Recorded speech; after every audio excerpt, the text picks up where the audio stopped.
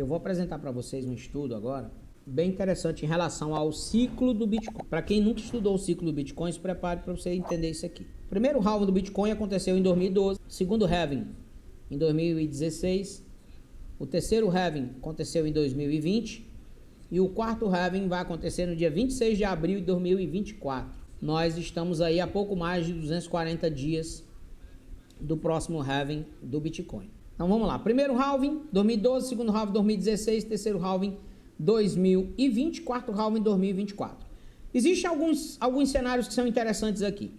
Primeiro, todo mundo fala que o mês de setembro é um mês positivo para o Bitcoin.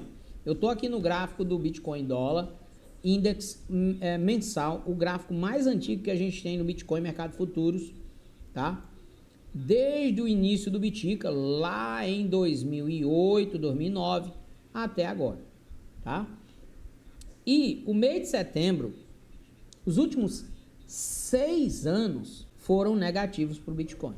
A gente teve um mês de setembro negativo em 2022, tá? Aqui, ó, barra vermelha. Teve um mês de setembro negativo em 2021. Teve um mês de setembro negativo em 2020. Teve um mês de setembro negativo em 2019. Teve um mês de setembro negativo em 2018. Teve um mês negativo em 2017. E o último mês positivo para o Bitcoin, setembro, foi 2016.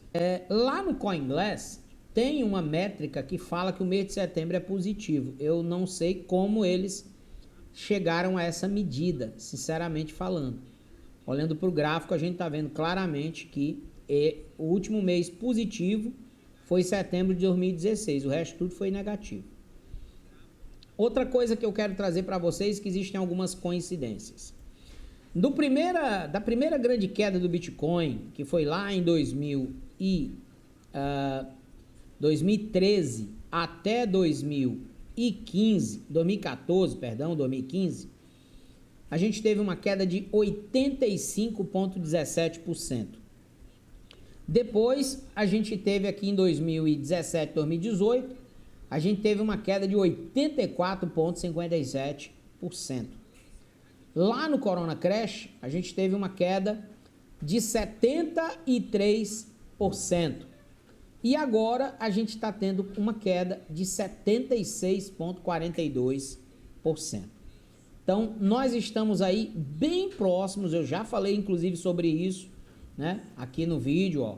Fortes sinais de que estamos chegando ao fim do inverno cripto, tá? Além de tudo isso que eu já coloquei nesse vídeo, ainda temos mais essa assimetria aqui, de que nós já estamos com 76,42%. Esse foi o espaço de queda desde quando a gente começou lá em novembro de 21 até o final da correção, né, em dezembro de 22. Em janeiro de 23 a gente subiu e até agora a gente está fazendo esse ano de 2023 um ano de recuperação do Bitcoin. Outra coisa que a gente tem interessante, ó, são 13 meses, 396 dias de queda de 1º de dezembro de 2013 até 1º de janeiro de 2015. São também 396 dias de 1º de janeiro de 2018 até 1º de fevereiro de 2019. Também são 13 barras, olha aí o número 13 aí, meu irmão. De 1º de novembro de 2021 até 1º de dezembro de 2022. Cara, essa coincidência ela é simplesmente absurda. São 13 meses de queda em cada ciclo, antes de cada ciclo de alta. 13 meses no primeiro ciclo, 13 meses no segundo ciclo, 13 meses no terceiro ciclo. Aqui no Corona Crash, a gente teve 8 meses de queda, 244 dias de barra, né, negativa, de queda negativa. Entre quando a gente começou a cair, que foi lá 1º de julho de 19, até o final, 1º de março de 2020, que quando teve o Corona, né, teve o crash, e aí depois a gente começou a ascensão para o primeiro topo, depois o segundo topo dos $69 mil, tá?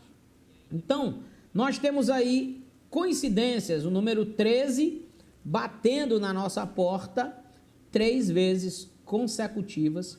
Estamos dentro de uma confluência de 76% de queda, bem próximos aí dos 84%. Se nós formos corrigir aí a média dos 84, 85%, porque essa correção aqui do Corona Crash, na minha opinião, não era para ter ocorrido, tá? Não era para ter ocorrido. Por qual razão, professor? Porque a gente rompeu aqui uma LTA, uma LTB lá em 2019. Então, aqui já era para a gente ter seguido o movimento, tá? O Bitcoin fez um pivô aqui para continuar o movimento, porém, a gente teve essa pernada de queda violentíssima no mês de março e 4 semanas depois a gente já estava em alta no mês de abril. Então, na minha opinião, após esse rompimento aqui dessa LTB que a gente fez aqui exatamente no mês de abril de 2019, era para a gente ter seguido já direto para a alta do topo, mas a gente teve esse percalço aqui no meio do caminho em 2020, certo? Aqui seria um pivô seria, a gente pivotaria aqui e ia-se embora para fazer o topo. Daqui a gente voltaria por volta lá dos $6.500, daqui a gente seguiria.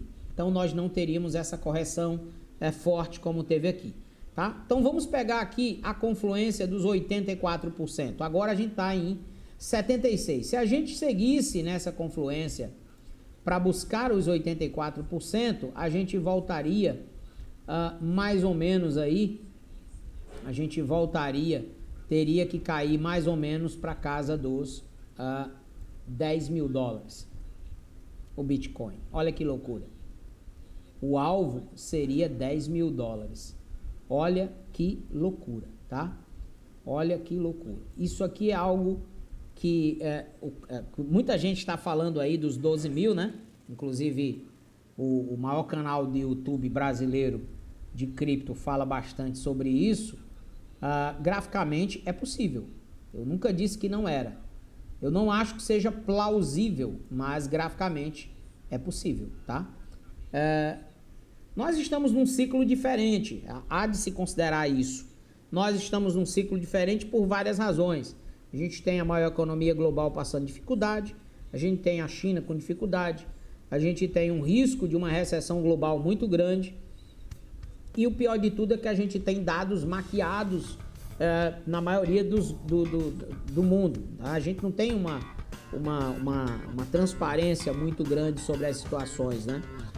Eu estava vendo agora recentemente matérias aqui da CNBC falando sobre a questão da China, ó. E tem uma matéria de hoje aqui: o domínio das terras raras da China torna as cadeias de abastecimento dos Estados Unidos vulneráveis, diz representante comercial.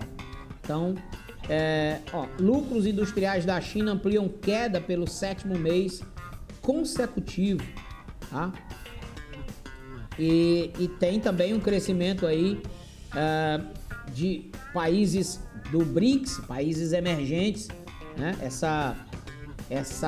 Esse risco do aumento da taxa de juros, baseado na fala do Powell, né, lá na reunião de Jackson Hole, quando ele fala que a inflação está muito alta e que ele está preparado para aumentar ainda mais as taxas de juros.